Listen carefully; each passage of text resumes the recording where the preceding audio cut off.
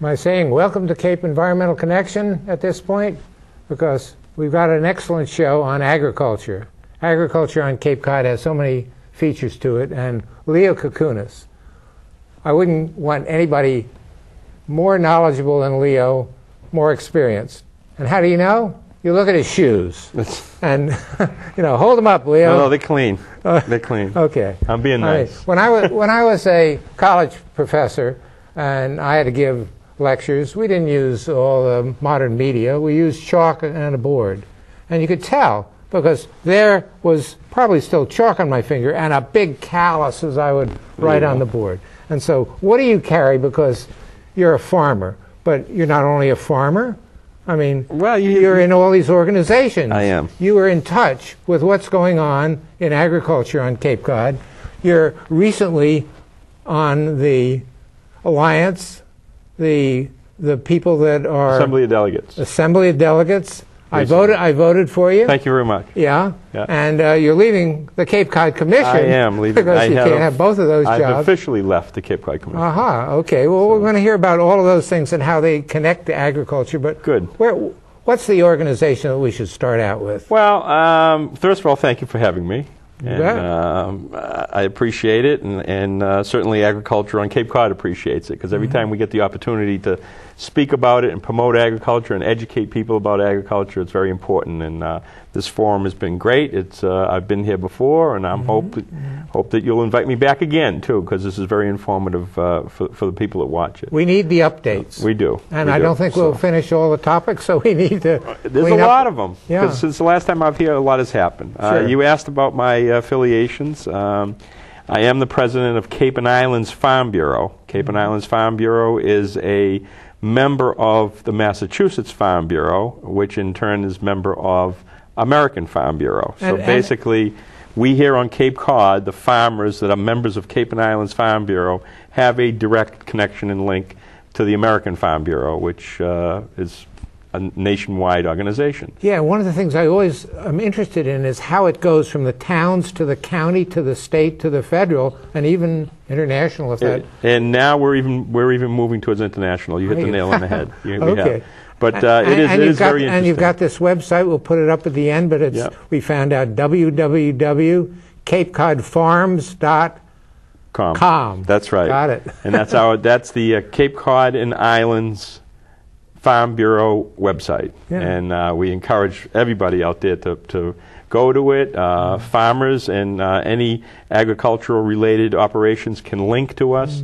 Naturally our organization is trying to promote agriculture, so we had to enter into the modern age and learn how to get on computers. So it's been a difficult journey for me, because I'm not a computer guy, but. The website is up and running, and we encourage people to go on and look at it. Okay. But an awful lot has happened, though, since the last time we've talked. I think originally when I was here, I told you that we were hoping to get some agricultural commissions formed on the Cape. And since then, now we have, I believe there are 8. Town of Harwich was the first one established. I voted for that. Thank you. Town meeting vote. Thank you again. And most recently, the town of Orleans now is looking to appoint one. And town of Falmouth, Dennis, Yarmouth, Barnstable, and I believe Sandwich, and Brewster. So there are a few towns that we're still trying to fill in. But the Ag Commissions have been really, really uplifting and a great breath of fresh air, if you will, to the ag community. And when you're achieving that, you already have some people that are interested, local farmers who are looking for the affiliation and the Cape-wide contact. Absolutely. And a lot of times I'll go in front of some of the towns, especially the smaller ones, and their first reaction is, we don't have any farms in our town.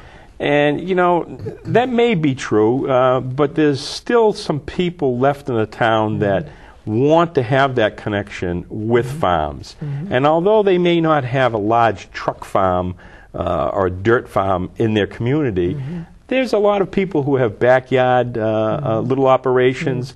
There's a lot of restaurants who are dying to affiliate themselves with people who are growing the products here.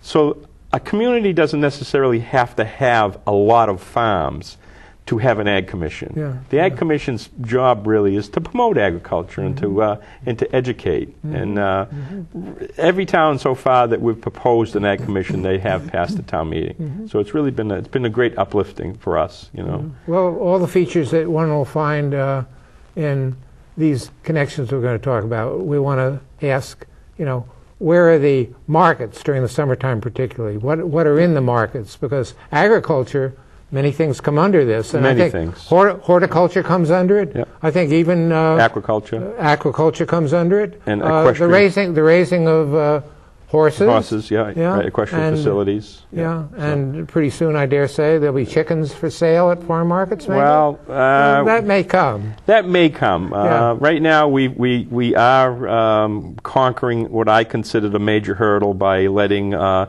local shellfish gentleman sell at farmers markets. There is a gentleman who's growing fish in a tank. Very large operation in Barnstable. At the Hyannis market. And he's hopefully got permission now to start selling the fresh fish at the Hyannis market. So do you know what kind of fish he's doing? I believe it's tilapia. I believe it's tilapia. Yeah. I think there's a form of bass. He told me he was going to try to do trout, but I don't know if trout do well in that small of a. To me, it's a large tank, but I guess to these commercial guys, it's a small tank. I mean, the thing is, 3 times the size of the stage. But I guess trout. They're small. Yeah, it's small in scale because I guess trout are used to larger things. But again, I know he's doing tilapia and a form of bass. But you asked about or you talked a little bit about farmers markets. The County Extension Service at Barnstable County does a great job with putting together the different locations of the farmers markets that are in existence today. And again, we're hoping that through Farm Bureau that our website will have links. We recently just linked up with Orleans Farmers Market. So now when you get to our website, you'll be able to go and see what's going on in Orleans and with their farmers markets, and we're hoping that the other communities will do that. There's actually a map too out that is so you can locate them. So you can locate them and know the hours a day. And, exactly. And I was just told today that I got to get up to the point, all the way up to Provincetown, because they've got one on Saturday, and you wouldn't believe how exciting and how maybe different that one is. You've been there? I have not been there, but the Provincetown Farmers Market was one of the older ones established on the Cape, believe it or not. Really? They started it right on McMillan Wharf a number of years ago, and I know I used to sell my cranberries up there, but I didn't take them there. Another gentleman from Harwich, actually, he and his wife were one of the I don't want to say one of the starters, but they were one of the charter members of it. And he has a small farm where he grows organic garlic. And he would come by and take my cranberries and go up there. And they said it was a real heck of a crowd would show up, and they had a lot of diverse products grown. Again, not in Provincetown. Yeah, I was told to come. I was told to come early. Right, they are grown everywhere from obviously from Harwich all the way up to P-Town, and certainly probably people from the Barnstable area. And the stuff just sold very quickly. People really, really enjoy buying locally grown products. Well, let's talk some about what you do find at the different markets here on Cape Cod. And when they say local, we want to say local. I mean, how local is local?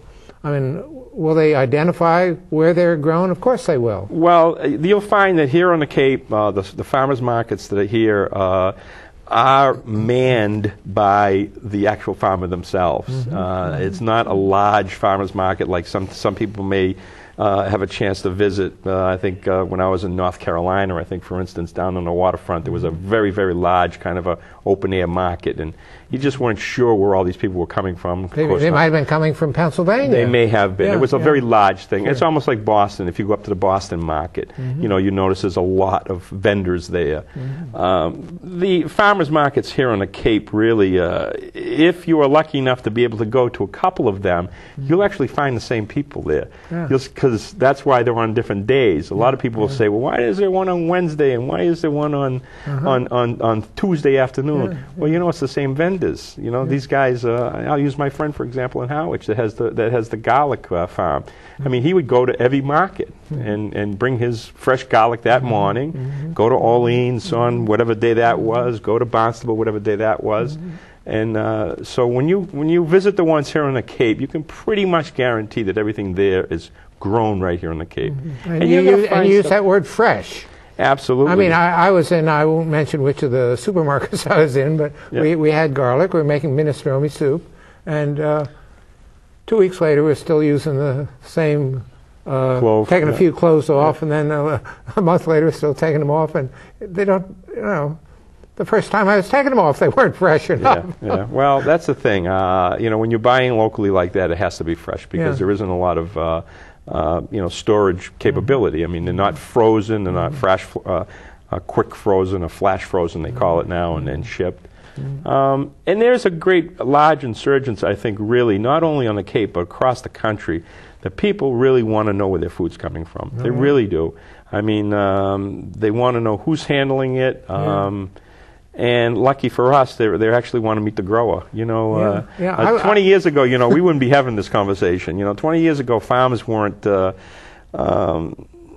they weren't an interesting thing. They weren't on people's minds. Well, when I tried to get the education part of farms, and I tried to get people to support agriculture 20 years ago, it was a very, very difficult hurdle. Now it's entirely different. People are calling me up, and people are calling farms up and saying, you know, can you do this for me? Will you grow that for me? They really want to. They're interested. They care. They want the sources. And I was talking to somebody today, and I told you the expression, they want to know about the product. They want the whole pig. The whole pig. That's right. That was a new one on me. Yeah, they want the whole pig. The whole pig. Well, you know. You have this pig story you were going to tell me about. That was a little kind of a diverse thing from the whole pig story. Okay, the whole pig. What is the whole pig? They really want all the facts. They don't want anything. They do want all the facts. That's what basically it means. I mean, it's almost like politics. Transparency is what we want in this day and age. Yeah. And again, people. I really think people are starting to be aware of what they eat is what they are going to become. Okay, so and you know, when you're thinking about, I don't know, we won't get into the organic aspect of it, but we will presently. Sure. But just farm fresh, grown locally, handled correctly. That stuff is important, just on the basics. Whether it's organically grown or not is the next step. But just knowing where their food is coming from is important to people. I mean, we were talking earlier, and you had said you've been in Howard's, you know, for some time now. So, I mean, I had a very large egg business in the town of Howard. I had 300 laying hens. And you know, when I moved and we went through a changing of what we were doing on the farm, little by little, I started dropping off our egg business. I can't tell you how many people still call me to today and say, you know, would you get back up to 300 chickens again? I mean, they will pay whatever I want for me to go back into the egg business. And, you know, that's something that people just, once you've had a farm fresh egg, believe me, you're going to have a hard time going to any supermarket and taking one off the shelf, because there is a huge difference. There's the taste. There's the taste, there's the texture. But then there's something about the health, too. Absolutely. And particularly about eggs, I understand. I mean, if the eggs come from chickens that have just been held in one little cage, I mean, that isn't good for you compared to what you'll receive nutritionally if you've got chickens that are moving around. Exactly, and well, I would have this discussion with my customers all the time. Is when we collected the eggs, we never washed the eggs. We put the eggs right in the egg carton, and you know, every now and then there might be a feather stuck to it or a little poop mark or something on it. Some of my customers would you know, open it and say, you can't wash the things. Well, the thing behind the fresh and the local part of eggs is that when the egg comes out, it actually has a protective enzyme over the shell. Because remember, the egg is the fertilizing or growth process of the new chicken. Yeah, so next generation. Nature has put this enzyme on the shell. And what we've done in the large commercial operations is we take that enzyme and we spray it off, and we buff the eggs, and then we spray some type of something else on them so that they're nice and clean, so when you open them they're nice and shiny. That's not the way they are in nature, and that affects the egg inside. It really does. So when you take a farm fresh egg and it's got a little feather stuck to it, and you take it off and crack it into a dish first and look at it, you will be shocked at how much difference it is than the ones that you buy in the store. You're educating me like and that's just one that's just one aspect of it. You talked a little about pigs. I used to raise pork for years, and people would buy the pork from me, and they would seriously be convinced that they don't want to go back to a supermarket because it was entirely different. The texture of the meat, again, it's all what you feed it. Just like the pig and the chicken and the cow is what you feed it, so aren't we. We are what we feed ourselves. So now we're into organic. And let's talk just a little, because by saying organic, it doesn't mean all the other fresh local food you'll get is questionable. Absolutely not at all. But given organic, what else are you ensuring? Well, the organic situation is people have to realize that prior to the year 2000, any farmer could use the term organic if he was using certain pesticides and certain organic fertilizers. I always use this as an example. If you were the consumer and you went into the Super Stop and Shop or a department store and you bought an organic tomato which was grown in Massachusetts, and right next to it was an organic tomato grown in Texas, the one in Texas would have been able to use pesticides and herbicides and fertilizers not permitted by the one in Massachusetts, or vice versa. The one in Massachusetts maybe used something that the one in Texas didn't. So the consumer was not being treated properly by the use of the term organic. It only said organic, it didn't say the state in which it was. And so the year 2000, the federal government came out and said, that's it, no one can use the term organic anymore unless you are certified organic by the USDA under the United States Department of Agriculture's standards. This way here, the consumer walks in and buys an organic cranberry, of which I grow, whether it comes from Harwich or whether it comes from Wisconsin or way out in Washington State. And they come from all these places. That's right. It has to follow the same guidelines. So prior to the year 2000, the use of the term organic was very kind of widespread. After that, it has really been narrowed down. When you buy something that is certified organic, it means it is grown with only using the practices allowed by the United States government. And that means pesticides, herbicides, which are weed killers, fungicides, which are stopping the growth of mold and mildew. And I said pesticides, fertilizers, which naturally, the plant absorbs any fertilizer you put on it. You're not throwing in inorganic fertilizer. It all has to be organic, organic. And in my case, we use what's called an Omni book. It's a book put out by the government, and all the products that you are permitted to use are in there. So if I decide this year I want to change my fertilizer and I want to try a different kind of fertilizer, I have to open that book and see what's permitted. Most of the fertilizers that we use are chicken-based, believe it or not. Feathers, ground-up feathers, things like that, organic matter like that. So, the organic market is great. And what's the ratio, would you say, in farmers markets on Cape Cod? I mean, how many folks are selling one versus the fresh I think right now there are approximate, I would probably say there was, I don't know, maybe 1/8 of the farms out there are certified organic, a small amount.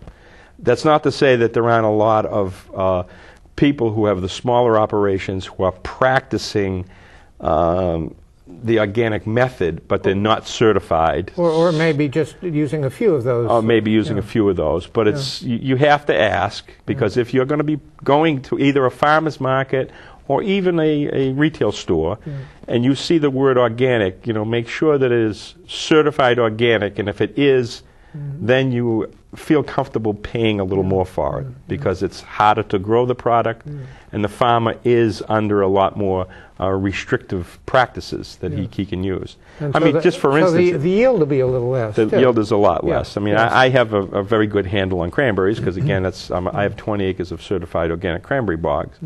My yield is probably anywhere from a third to a half of what a regular conventional grower would get. My retail price is anywhere from double to almost 3 times, though. So I can make it up on the price if I have a good crop. But people have to understand, in order to be certified organic, it is a very strict guideline. I mean, I'll give you an example. If I wanted to borrow my neighbor's lawnmower, disc harrow mower, who's a farmer but he's not organic, I have to take that somewhere and have it pressure washed and cleaned with bleach, and I use Simple Green soaps, They're not fooling. And then before I can bring it on my property. I would have said before you use it. Before I can bring it on the property. Really? Oh, yes, before I can bring it on the property. Yeah. My. And I get spot inspected at least 4 times a year. And if they were to walk out there and they were to look and see my neighbor's tractor sitting there, and they'd say, "What's that doing here?" And even if he brought it over for repair, I get nervous, because if it gets anywhere near the fields, it has to be pressure washed. I mean, it's that strict. Boy. I have to have my water tested, my soil. I have all my. We do clippings of the tissue samples. All that has to be tested. So it's pretty involved. Well, and certainly when you're talking to the person that's produced it, the local farmer at the farmer's market, you can get a handle on this. But still, that word local, I know a few people really, didn't that come up at the Cape Cod Commission? It did. Recently, and they asked, what does local mean? I mean, it wasn't a Bill Clinton question. I mean, how much does is mean? How much does this mean? How much does local mean? It wasn't playing with words. It was really asking a question. Right. Are these local or not? Right. And there's a big push on identifying what local means, because the term, as you stated, legally it's very tough to put a definition on it. Is local, in fact, the Berkshires? Is local Massachusetts, the Cape Codders? Okay, let's use us for example. Is local Maryland? I mean, the Maryland East Coast. clams. I mean, it's not East Coast. it's not from the West. One way they're combating that issue is some farmers are actually for labeling, where they want people to have farmers like myself to have to put a tag on their product that it is Cape Cod or Harwich, or the actual town that it's grown in. That's a very controversial argument in the farming community. I'll let you know, from Farm Bureau's standpoint, we are looking at the global aspect of it. I mean, there's a lot of members of Farm Bureau, American Farm Bureau especially, who want the consumers to know that when they're looking at broccoli, this one's from South America, and this one's from that's often the big question. Idaho or something like that, or if we talk about potatoes, this one's from Maine, but this one's from Chile. There's some members that really want to push this labeling and even go one step further when we're talking about the local issue. Again, I think for us here on Cape Cod, when we're talking about farmers markets, I think it's one of those things where you get to know the person and you can ask, and feel very comfortable in saying, are you from the Cape, or did you grow these here? And you'll find that most of the products that they have are grown right here. And again, we talked earlier, you got tomatoes and lettuce and basically all your garden products, But you're making me hungry for something that I can't get for another few months here, I got to tell you. That's right. That's right. Fresh is only available. No, I don't even think you can get some winter squash. That's about it right now, maybe. Here's the expression, in season. And no, you got to eat in season. How do you get connected, before we look at all the other organizations, how do you get connected to what's probably going to be happening in harder times now, people, we've got half our show over. Wow. Hey, See listen. that? We're not even trying. we haven't gotten to the good questions about Stay tuned, because better stuff is coming. The organization. Well, you know, I'm really wondering as you go along, how do you finally find out what you need to know when you go to a farmer's market, and when you do, can you get some hints about what you could do in your own backyard? Because in these times, people may not want to grow flowers or grass. Yeah. I mean, grass isn't helping the water situation sometimes if we fertilize. If we don't have Cape Cod lawns, what are we doing? But that's another show. There you go. Okay, but someone's going to put something. My wife was just talking before we came over to the show, said, there were victory gardens when I was growing up, yeah. and we'd eat beans, and we'd look out the window, and we'd see the vines that those beans just came off. You're talking fresh. Sure. I mean, fresher than even in a farmer's market. Yeah. So what does the professional organizations have to say for people that want to do something in their backyards? Oh, there's absolutely plenty of opportunities now. There's plenty of opportunities that people can start. As you said, if they go to farmers markets, I mean, most of the farmers here on the Cape don't like to talk as much as I do, but certainly they do like to talk to their customers and to their people who are interested in the same thing they are. Yeah. So there's a wealth of knowledge of people who are actually out there doing it. Yeah. But then even more formally, you know, you can get on the Barnstable County Extension Services. There's Master Gardeners. Master Gardeners, they're wonderful. They're more than happy. Over the phone, even if you don't want to get in the car. And that's right, absolutely. Yeah. And now with the Internet, you know, people... The Internet is a double-edged sword, you know. It's a great wealth of information, but it also gives people too much information sometimes. And the best way to do it is really just to ask, and don't be afraid to ask.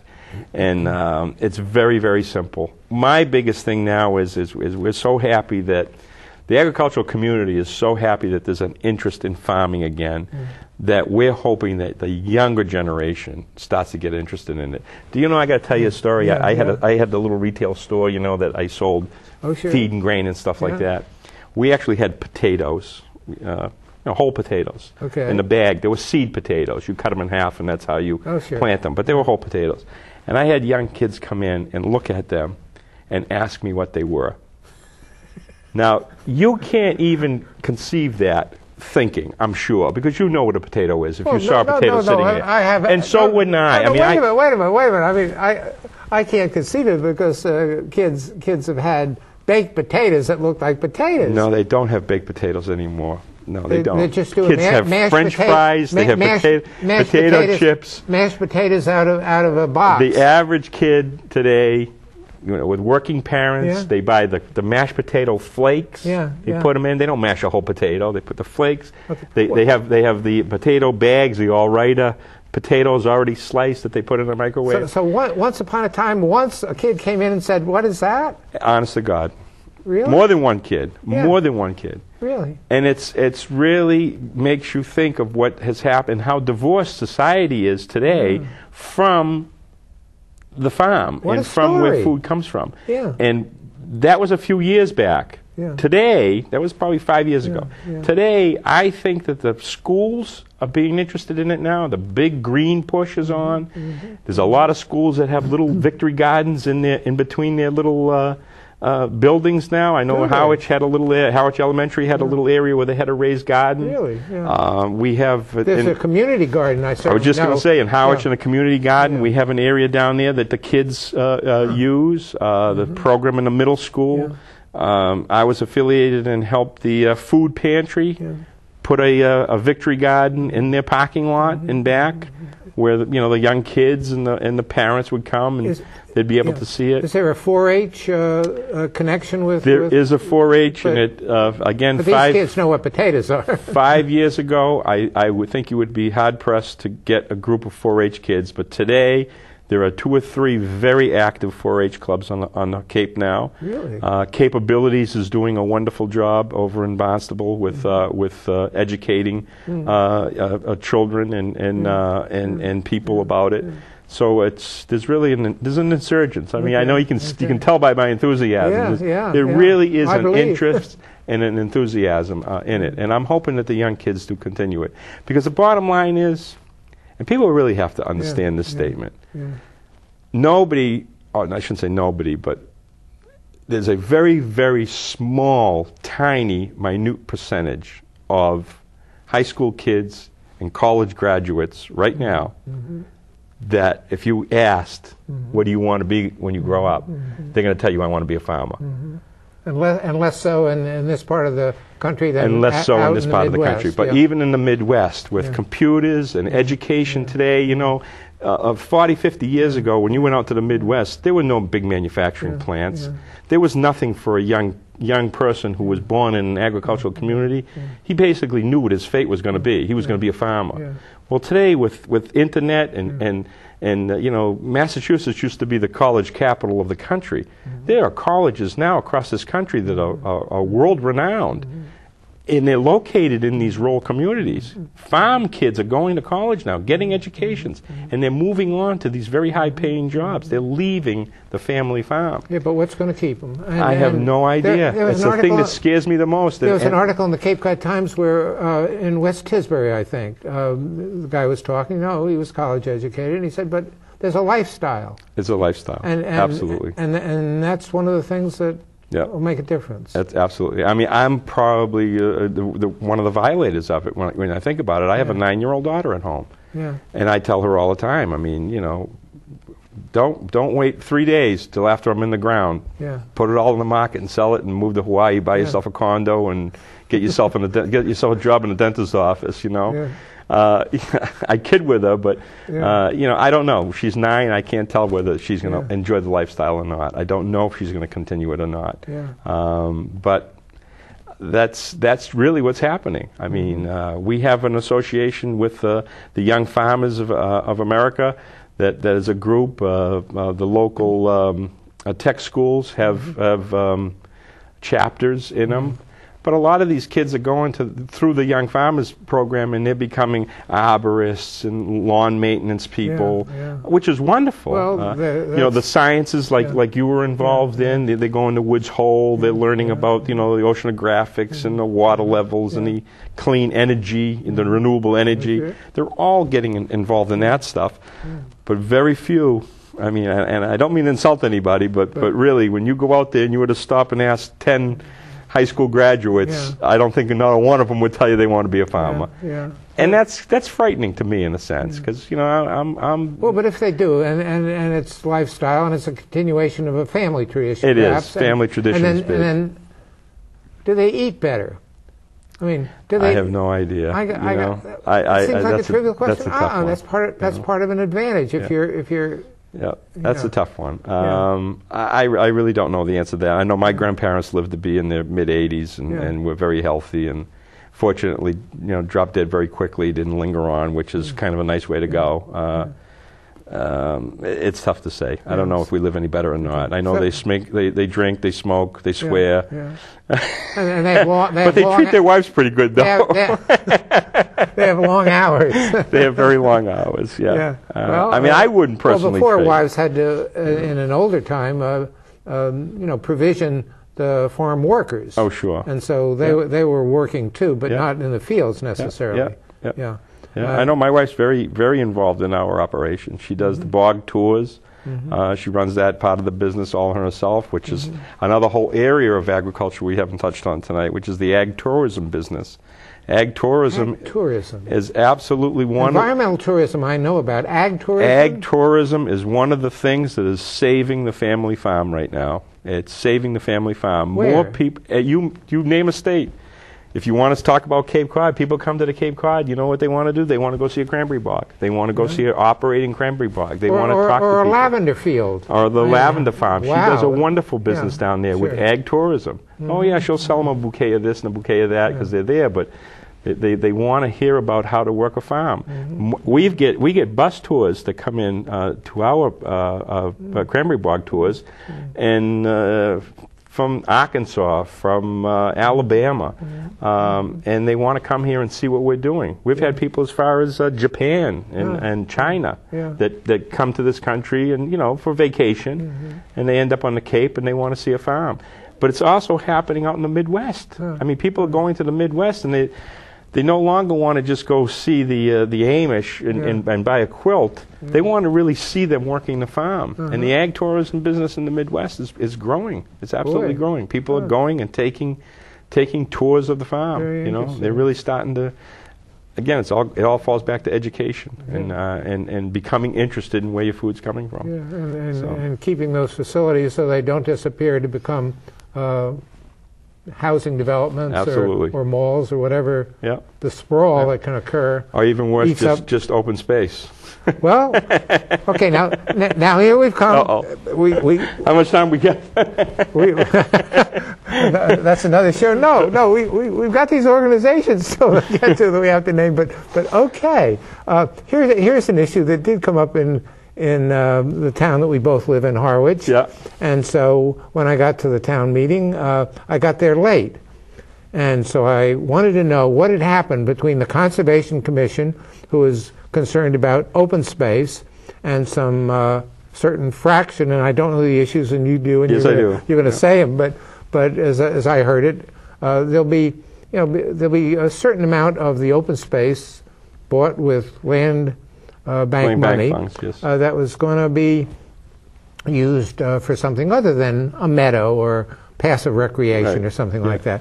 Okay, and so I heard about it, and I said, I've got to find out what happened, because I came late to the meeting for all the taxes that we didn't want to do there you go. on all the lodging. And I spoke on those. yeah, you did indeed, I remember. But and what happened to that issue? And somebody said, indefinitely postponed, and that's the term that we have for turning down something. No, and actually, it's not meaning turning down. It depends on how it's used. In Harwich, it basically in Harwich, if you indefinitely postpone, you have negated it. Yes. But something else happened, and so finally, I had to learn it wasn't even discussed. It wasn't even discussed. No, it wasn't. Okay, so here's the opportunity. What would have been said? I won't get into what would have been said on town meeting floor because by Leo Kukunis, at least. No, I can't even do that. I'm sworn to secrecy because the situation was this: the town purchased a piece of land using land bank funds. Right. And in the article, when they actually purchased the land, the description of use was for conservation purposes and passive recreation. Yes. It did not state the term agriculture. It only stated for open space, conservation, and passive recreation. So that's why the town bought it, for those three uses. Now, the Harwich Agricultural Commission wants to use a portion of the property for agriculture. The question is, can a town take a piece of property which they bought for passive recreation and use it for agricultural purposes? We've had some legal opinions on it, and they came out and said, well, there is a way to do it, and this is the process that you have to do it. Well, there are two parties involved. There's the Agricultural Commission who want to do it, and the Conservation Commission who particularly don't want to do it, or don't want to overdo it. They don't want to overdo it, and it basically boils down to some legal questions and some procedural questions on how it can be done. Rather than argue that all on town meeting floor, which really had nothing to do with the question itself. The question itself was, does the town meeting want to use this property for agriculture? I see. If you do, vote yes. If you don't, vote no. If you vote yes, then the Board of Selectmen would have had to go and learn the procedure and do it correctly. If you vote no, then it would have been a non-issue.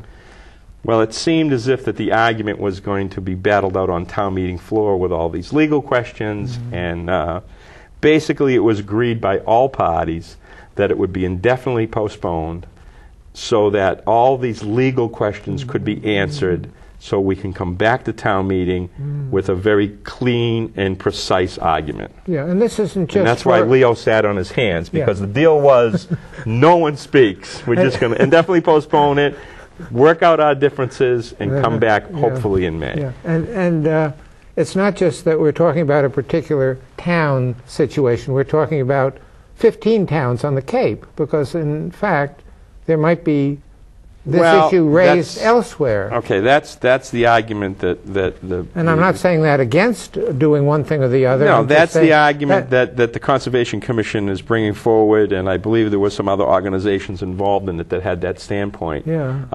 I particularly did not think that argument flew with me, because, quite frankly, it's town-owned land. The taxpayers bought it. Taxpayers have a right to do with what they want to do with it.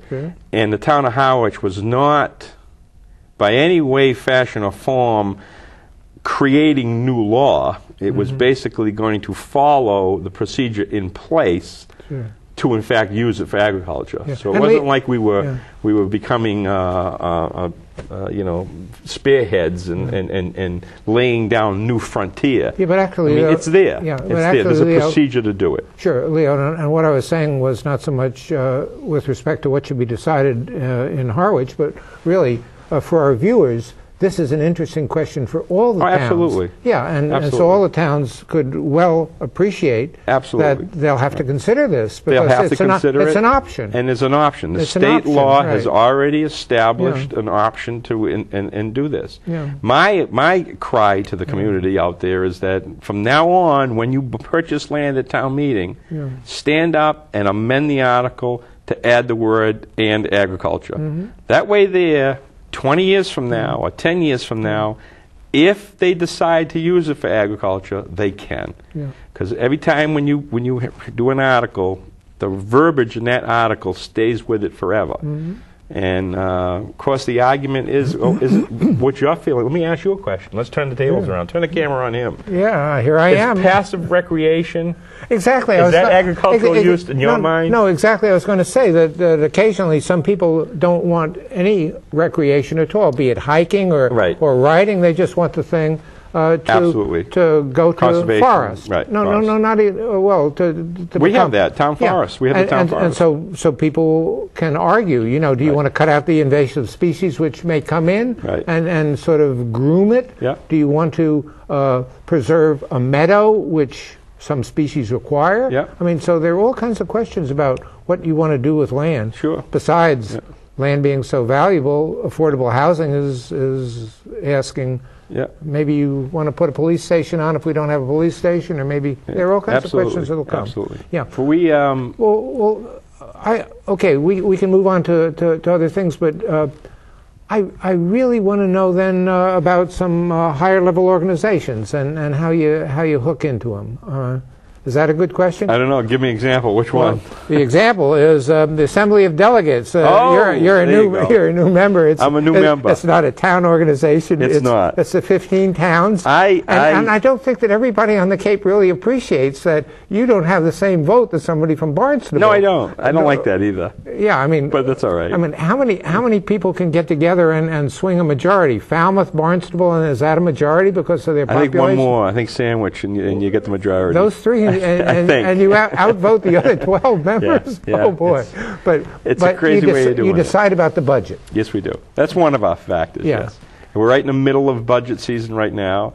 I'll have to tell you, and again, I can share this with you because you're from Harwich, but and for those viewers out there that don't know, the Assembly of Delegates has a representative which is voted in from each town. It's an elected position. It runs for 2 years, so you probably, if you don't realize it, you have voted in your representative.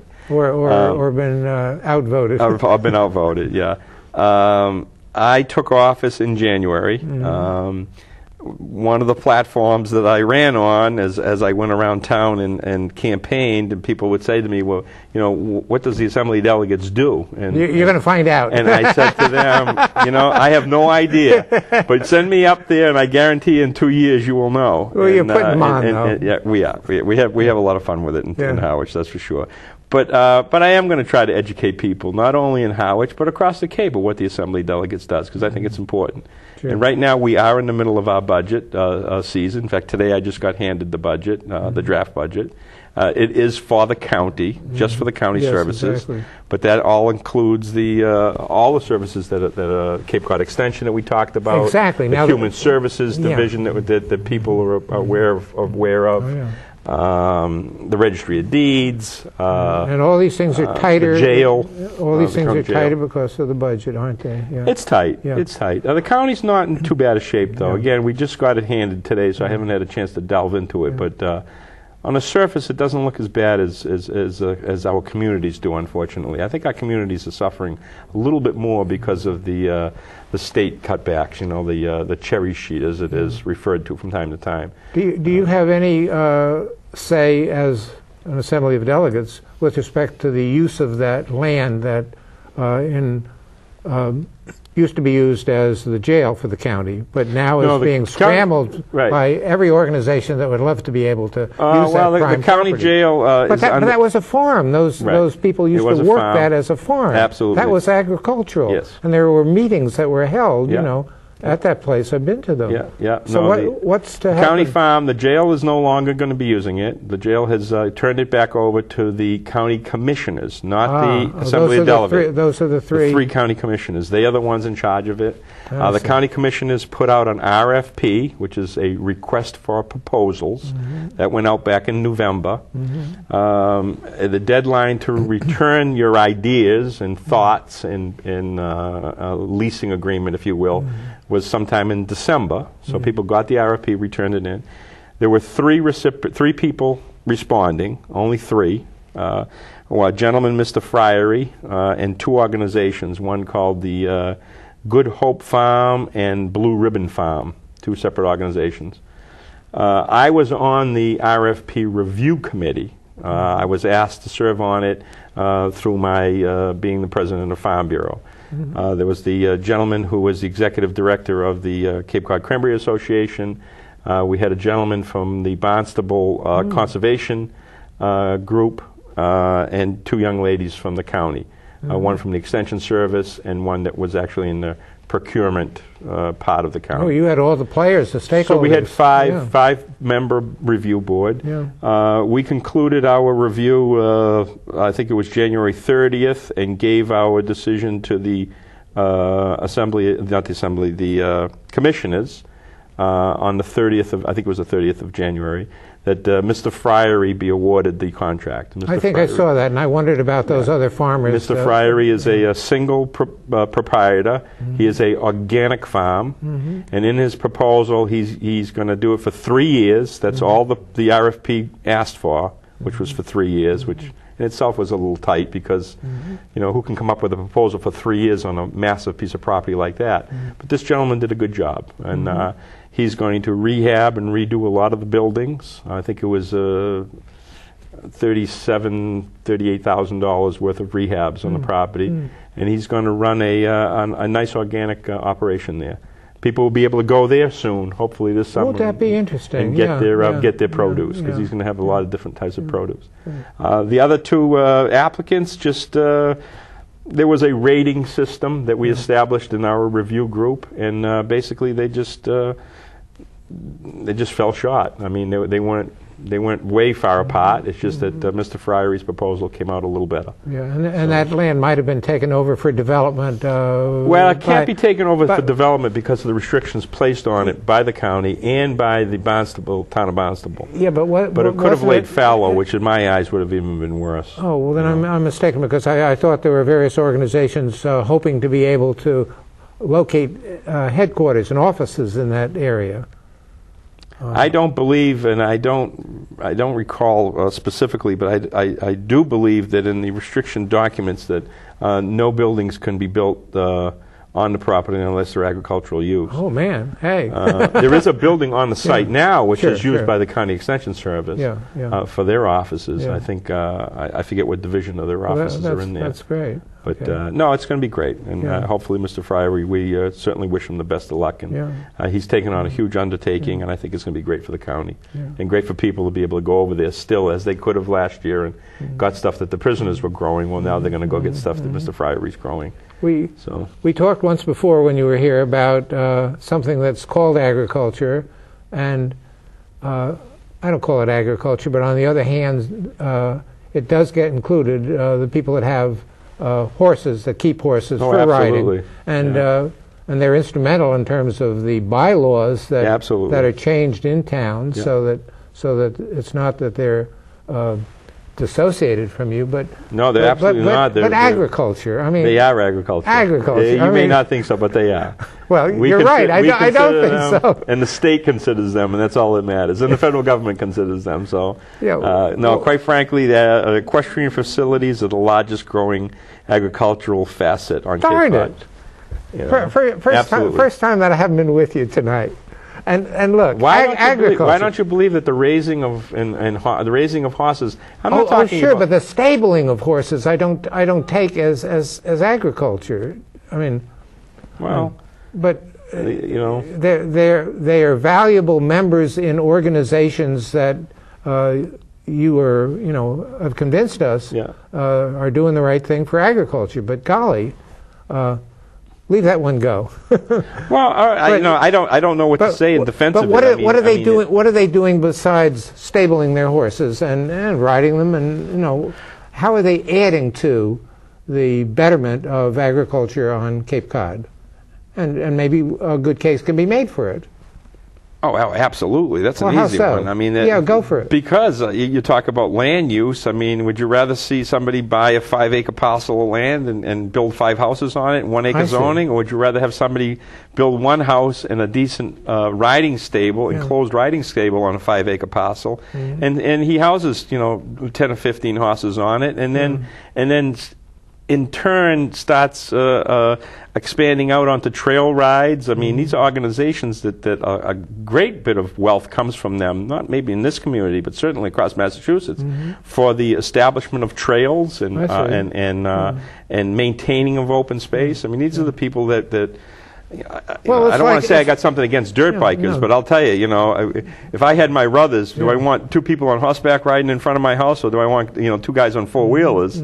I mean, believe me, the horseback ride is certainly much more aware of the environment, and I think that's kind of an argument that one makes for hunters and fishermen, that they are true environmentalists. Yeah, but I hadn't viewed those folks with horses. And then you look at the real estate aspect of it. I mean, you got a beautiful home. You got this. I mean, in town of Harwich, we have a couple of facilities, 2 of which I know of that are. They won the Horse Farm of Distinction Award from the state of Massachusetts 5 years in a row. Oh, boy. I mean, these are really upscale, very well run, very well managed as far as manure goes and runoff and not only animal health, but we talk about groundwater and nitrogen loading. These establishments are they're models. They're absolutely models. What are their value? I mean, they're probably valued at $3 or $4 million. I mean, the town of Harwich is getting some decent tax dollars from these 2 establishments. They don't have a lot of children in the school system. They don't create a lot of infrastructure that the town needs to give them. Yet, they bring a lot to the town. You've answered my challenge. Well, I mean, you talked about ag tourism. These establishments, again, one of them is written up in magazines, nationwide. It's really a very renowned establishment. Well, with 2 minutes, how should we wind our program up? Well, I'll just go one more horse thing, and then we'll move on to something quick. We have a young lady in Falmouth, Jan Foster, who is a paint breeder. She breeds paint horses. Wow. I think she's got about 8 acres in the town of Falmouth. She's won championships, world-renowned, world-class paints right here in Falmouth. I mean, you talk about what does that bring? I mean, that's going to bring people that are going to come here, purchase horses from her, be trained by her. Ag tourism, come to Falmouth. And again, there's 8-9 acres that are beautifully managed and very well run. And local pride. And it's local pride, absolutely. I mean, boy, I'll tell you, when I saw her on the cover of that National Paint magazine book, it was inspiring. I mean, it's very, very inspiring to see that there's people right here doing that kind of stuff. Go on from there. I don't know. Where do you want to end up? Well, I think what we've done is we've told people that we talked a lot. We've talked a lot, but we're talking in a season which is making us hungry for what'll be available. What'll be coming? Well, it's coming. It is coming. And please get out there and support your local ag commissions. Number one, support your local farms by buying produce locally, and also support them by coming forward and asking your town to do the right thing. You know, farmers were the original open space people. You know, if it wasn't for us, there would be no open space today. We're the ones. We invented open space. The Association to Protect Cape Cod has had a year's study. You only give me 30 seconds for that one thing? You should have asked that one first. Well, they have a study of the history of it. Yes, they do. And you know about that. I do. And Farm Bureau has voted to ask their members to participate in that survey. And I personally am hoping that the survey is used in the right fashion. It'll come out, and they will talk about, I know, not only the competition for land, but they'll talk about the good use, which is to have agriculture have its traditional, proper place, as for the past, also for the future. I hope so. I'm going to hold you to that. Well, we'll have a show on it for sure. There you go. And maybe some updates. Leo, thank you so much. Thank you very much for having me. Don't wait so long to call me back either. Don't worry. Some viewers may say, hey. Yeah, there he is. I'm tired of seeing him. Me, not you. Well, thanks for watching. We'll be back with more shows and agriculture. Yeah, we'll do a few shows. Good. For sure. And we'll talk about buying local and why it's important in our day and age. Absolutely. Yeah. You know, I think if we'd had our co-host here, he would have taken some of the time.